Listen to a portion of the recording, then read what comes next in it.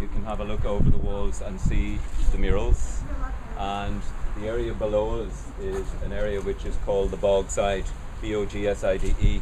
There was a wonderful book called Trinity, great read by Leon Uris, and many of the central characters came from the Bogside area.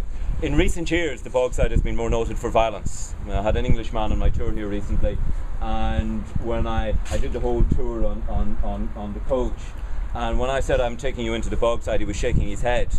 And I said, John, are you okay? He said, Ronan, the last time I was in your city was in 1973 as a young British Army soldier. He couldn't believe he was going back into the Bogside, because he referred, and I always remember, he said, Ronan, for me as a young soldier, you know, Northern Ireland was the Afghanistan for the young soldiers today. We never knew whether we were going to come out of it alive. The Bogside was called by the army themselves a no-go area.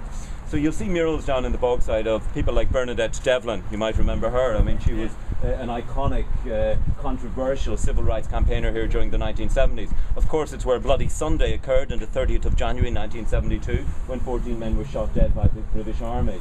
And only recently a new independent inquiry exonerated all of the 14 victims. It shows you that still there are so many people still looking for justice for their loved ones on both sides. It's very difficult, I suppose, to move forward if you're still trying to, I suppose, look for peace, look for justice within your community and indeed within your own families itself.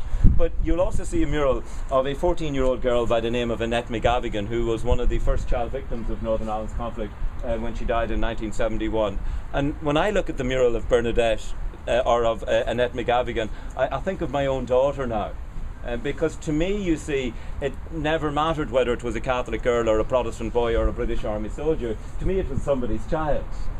And that's what I see when I see Northern Ireland. I don't see religion. I just see a people who have been troubled by all of this, you know, for over 40 years, and indeed for over 400 years. And if you want to go back, you could say 800 years.